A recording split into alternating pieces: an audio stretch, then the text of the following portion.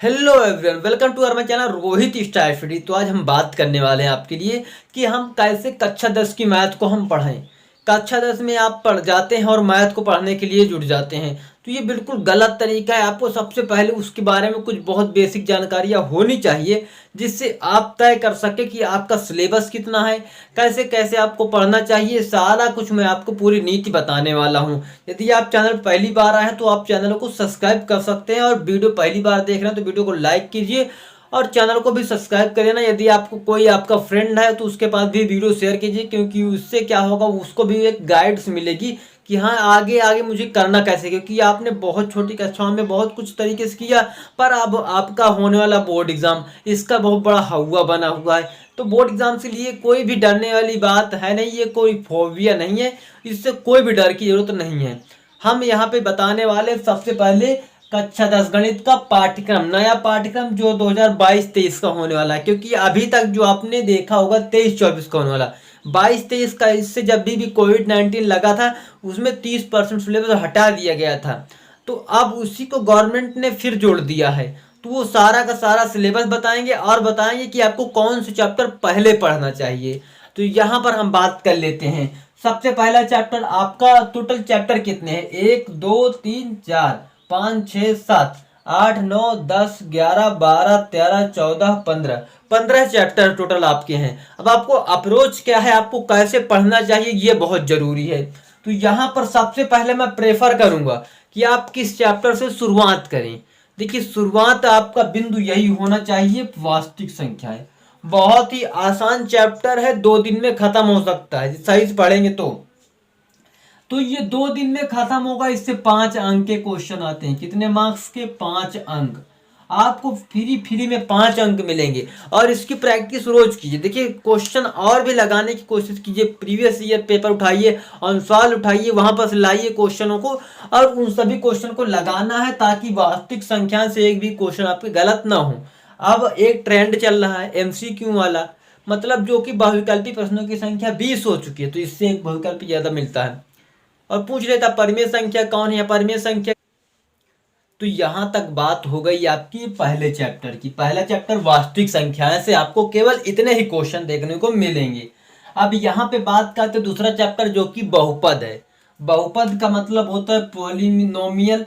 ये बहुत ही शॉर्ट है। इसमें क्या है, ये दोनों मिक्स करके आते हैं, द्विघात समीकरण बहुपद दोनों मिक्स हो जाते हैं, इससे क्वेश्चन बनते हैं। क्योंकि दोनों सेम ही चैप्टर है, दोनों का चैप्टर सेम ही। बहुपद का मतलब होता है जीरो के बराबर नहीं होता, मतलब बहुपद केवल ये रूप होता है बहुपद का, ये ax² + bx + c, ये बहुपद का रूप है। जबकि यही चीज क्या होता है, द्विघात समीकरण होती है। यदि x बराबर 0 लग जाए, x बराबर मतलब ये टोटल के बराबर में 0 लगा दिया जाए, तो समझ लो, यदि मतलब बराबर के निशान लगा हुआ है तो समझ लेना कि वो क्या द्विघात समीकरण है। अब यहाँ पे दो चर वाले रैखिक समीकरण युग्म, इन तीनों चैप्टर को मिलाकर आपके जो क्वेश्चन बनेंगे, वो मार्क्स बनेंगे, वो 24 मार्क्स बनते हैं। 24 सॉरी 18 मार्क्स बनते हैं। कितने मार्क्स? 18 मार्क्स। 18 अंक यहाँ से आपको देखने को मिलेंगे।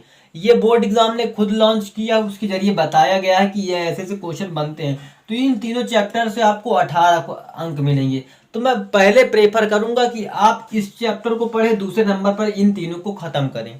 ठीक, उसके बाद आपको कौन सा चैप्टर में चले जाना, उसके बाद आपको डायरेक्ट चले जाना है त्रिभुज चैप्टर पर। क्योंकि ये बहुत ही इंपॉर्टेंट चैप्टर है, बहुत से स्टूडेंट को समझ में भी नहीं आता।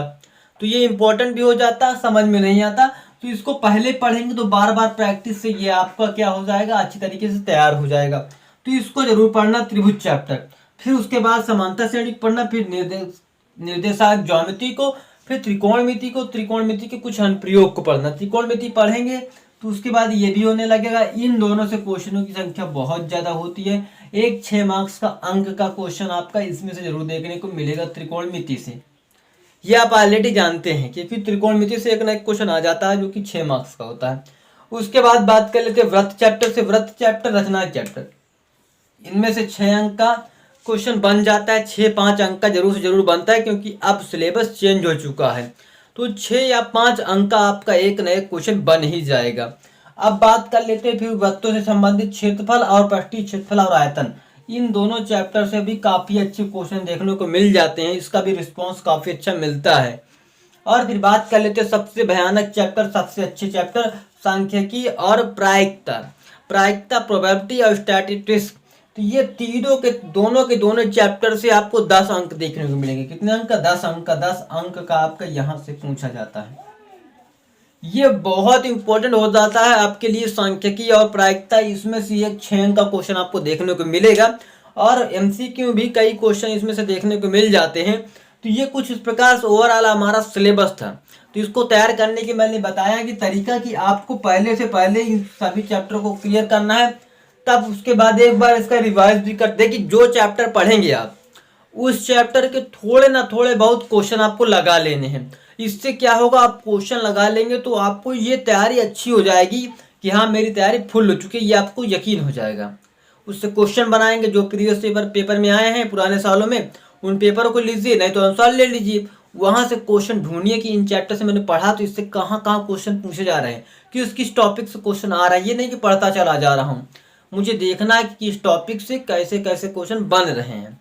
ठीक, तो ऐसे आपको अप्रोच लगाना है, तो इससे आपका बहुत ज़्यादा बेनिफिट होने वाला है। तो अब इसकी तैयारी करेंगे कैसे?